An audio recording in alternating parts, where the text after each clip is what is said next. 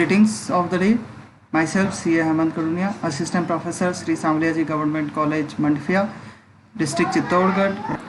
Dear students, आज हम agricultural income कृषि आय पर बात करेंगे. कर के इस पर कैसे कर लगा करता है. सबसे पहली बात जो इम्पोर्टेंट है, धारा 10(1) आयकर अधिनियम की के अनुसार कृषि आय पूर्णतया कर मुक्त घोषित की गई है. अब इम्पोर्टेंट बात यह है कि कर मुक्त घोषित तो है, पर कृषि आय किसे कहा जाएगा. पहली बात याद करोगे, आय कृषि भूमि से उत्पन्न और उपार्जित होनी आवश्यक है. दूसरी बात, जिस भूमि से उपार्जित हो रही है उसे भारत में स्थित होना चाहिए. भूमि का कृषि कार्यों के लिए प्रयोग किया जाना चाहिए. और ये कृषि कार्य दो भागों में बांटे गए हैं, प्राथमिक कार्य और सहायक कार्य. प्राथमिक कार्य से हमारा मतलब पौधे के जमीन से बाहर निकलने से पहले के कार्य, जैसे भूमि को जोतना, पानी देना, बीज बोना इत्यादि. और सहायक कार्य, जमीन से पौधा बाहर निकल गया उसके बाद जो भी काम हम लोग करते हैं खेती में हुआ करता है, गुड़ाई, निराई, सिंचाई, बुआई, निराई, सिंचाई, कीटनाशक दवाइयों का उपयोग इत्यादि. अब एक इम्पोर्टेंट बात यह है कि कृषि कार्यों के लिए प्राथमिक कार्यों का किया जाना अति आवश्यक है. अगर प्राथमिक कार्य नहीं होते हैं, केवल सहायक कार्य किए जाएँ तो उसे कृषि आय नहीं मानी जाती है. अब हम बात करते हैं कृषि आय के प्रकार. भूमि से प्राप्त किराया. यदि कोई जमीन का स्वामी कृषि कार्य करने के लिए व्यक्ति को किराए पर दे देता है तो ऐसा किराया भी भूमि से जो किराया प्राप्त होगा वो कृषि आय माना जाएगा. भूमि पर कृषि करने से प्राप्त आय, भूमि से प्राप्त उपज को विक्रय योग्य बनाने से होने वाली क्रिया से होने वाली आय भी कृषि आय मानी जाती है. किसान द्वारा कृषि की उपज को विक्रय करने से प्राप्त आय, कृषि कार्य के लिए प्रयुक्त मकान संपत्ति की आय. जैसे किसी का खेत है और उस खेत के पास में मकान बना हुआ है, एडजॉइनिंग मकान है, उस खेत के अंदर साथ में जुड़ा हुआ होना चाहिए, उस मकान से होने वाली आय को कृषि आय मानी जाती है. अब ये कुछ उदाहरण हैं गैर कृषि आय के. इन आय को कृषि आय नहीं माना जाता. तो पहला आप याद करें, हाट बाजार के काम में आने वाली भूमि से आय.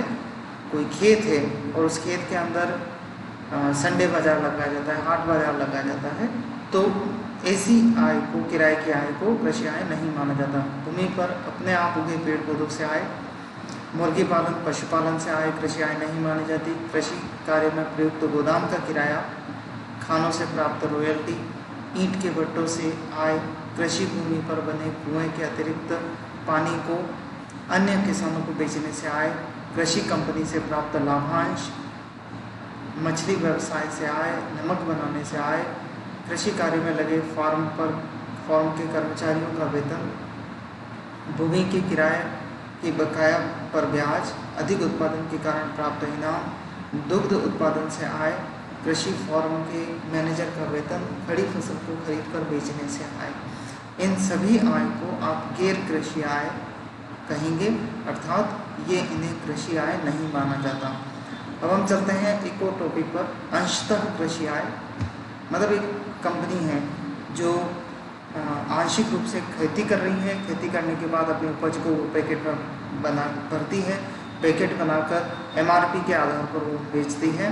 तो इन 2-3 परिस्थितियों में आयकर अधिनियम में कुछ नियम दिए गए हैं. जैसे चाय का उत्पादन, लाभ का, क्योंकि चाय जब बनती है तो पत्तियां, पौधा उगाना, पत्तियां तोड़ना, सुखाना, उसको चाय पत्ती में कन्वर्ट करना, फिर पैकेट में उसको भर के मार्केट में बेचना. इस दशा में उस कंपनी को जो भी लाभ प्राप्त होगा उसका 60% कृषि आय माना जाएगा. इम्पोर्टेंट याद रखें, 60% कृषि आय माना जाएगा और 40% गैर कृषि आय माना जाएगा. अर्थात मान लीजिए कोई किसी कृषि कंपनी, चाय बनाने वाली कंपनी की इनकम 2 लाख रुपए है, तो 2 लाख का 60%, 1,20,000 रुपये खेती कृषि आय माना जाएगा और 40% अर्थात 80,000 रुपये गैर कृषि आय माना जाएगा, बिजनेस इनकम मानी जाएगी. रबड़ उत्पादन की दशा में बिजनेस इनकम 35% मानी जाएगी, कृषि इनकम 65% मानी जाएगी. उदाहरण फिर से वही कि अगर 2 लाख रुपए उस कंपनी की आय होती है, उस व्यक्ति की आय होती है, तो 2 लाख का 65%, 1,30,000 रुपये खेती की इनकम मानी जाएगी और 35% बाकी का जो हिस्सा है वो गैर कृषि आय माना जाएगा। कॉफ़ी उत्पादन की दशा में अगर कोई व्यक्ति कॉफ़ी के उत्पादन में लगा हुआ है तो 75% उसका कृषि आय माना जाता है और 25% गैर कृषि आय माना जाता है। यहाँ एक इम्पोर्टेंट बात है कि यदि उस कॉफ़ी के अंदर भून कर उसके साथ चिकरी अथवा अन्य खुशबू वाला पदार्थ मिला दिया जाता है तो इस दशा में उस कुल आय का 60% कृषि आय माना जाएगा और 40% व्यापारिक आय माना जाएगा। अगर इनके अलावा कोई व्यक्ति अपने कृषि उत्पादन करता है, कच्चे माल को निर्माण करके बेचता है, तो इस दशा में बाजार मूल्य और लागत मूल्य के अंतर को कृषि आय माना जाएगा। यहाँ हमारा पहला चैप्टर समाप्त होता है जो था डेफिनेशन के ऊपर। इस डेफिनेशन में हम लोगों ने